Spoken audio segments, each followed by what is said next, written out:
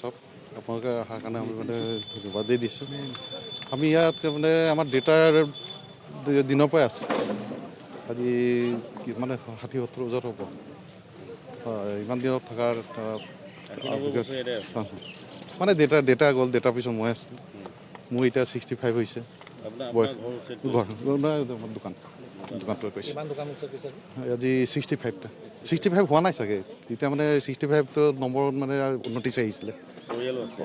পৰিয়ালৰ আছে মানুহ ঘৰ মানে ভঙাৰ মানে নটিচ আহিছিলে।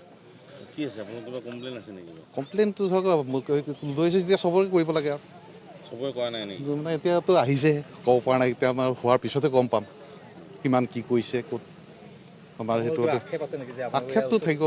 আক্ষেপটো থাকিব দুখো আৰু আজি আমাৰ ইমান পৰিয়াল ইয়াৰ পৰাই চলি গ'লোঁ আৰু অৱশ্যে মানে ইমান দিন যে এটা সময়ো পালোঁ আমাৰ দেউতাৰ খালি দুখ লাগিছে আৰু দুখত এতিয়া কম কি আৰু ক'ব লগা ভাষা নাই।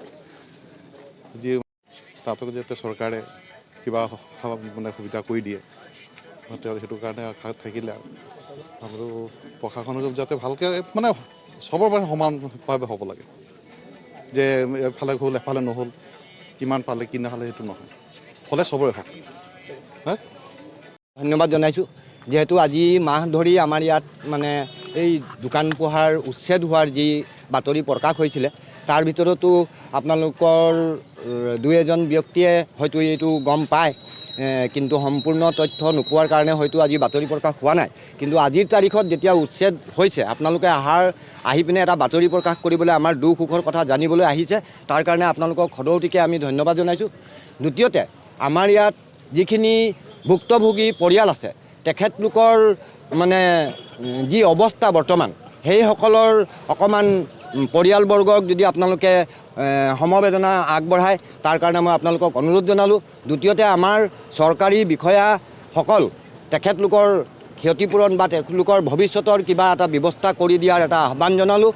আৰু সদ্যহতে আমাৰ ইয়াত যিটো আমাৰ মানে প্ৰশাসন বিষয়া আমাৰ চেণ্ট্ৰেল ডিপাৰ্টমেণ্টৰ যিসকল মানুহে আমাক ৰেলৱে ডিপাৰ্টমেণ্টৰ মানুহে যিসকলে আমাক উচ্ছেদ জাৰি কৰিছে তেখেতলোকে সম্পূৰ্ণৰূপে নিয়াৰিকৈ আৰু নিয়ম অনুযায়ী চবকে উচ্ছেদ কৰক। কিন্তু ইয়াত কোনো মাহীমাকৰ ল'ৰা কোনো নিজৰ ল'ৰা তেনেকুৱা এটা মানে যাতে চৰিত্ৰৰ মানে অৱতীৰ্ণ নহয় যাতে ইয়াত কোনো মানে সংঘাত নহয় তেনেধৰণে কামবোৰ কৰক। আমি তাত সকলোকে সহযোগিতা আগবঢ়াম। কিন্তু আমি যিটো দেখিবলৈ পাইছোঁ বৰ্তমান আমাৰ ছবিয়ে কথা কৈ আছে আপোনালোকে অকণমান নিউজ যদি বাতৰিত প্ৰকাশ কৰে দেখি পাব ইয়াত কাষতে থকা আমাৰ গোটেইখন ৰেলৱেৰ মাজতে কিছুমান ঘৰ নিয়াৰিকৈ বনি আছে। তেখেতলোকৰ কি ধৰণে আছে আমাক ৰাজহুৱা কৰক, আমাক একো দৰকাৰ নাই। নিশ্চয় নহয় বৰ্তমানতো আহিছে উচ্ছেদ হয়তো নকৰিবও পাৰে আমি যি দেখিছোঁ।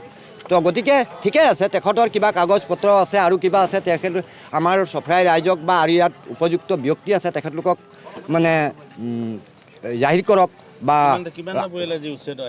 আমাৰ 64টা আহিছে পৰিয়াল।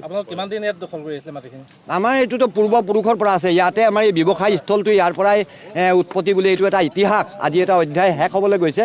আমাৰ পূৰ্বপুৰুষসকলে ইয়াতে ব্যৱসায় কৰি আজি চফৰাইখন এটা ব্যৱসায় কেন্দ্ৰত ৰূপান্তৰিত কৰিলে।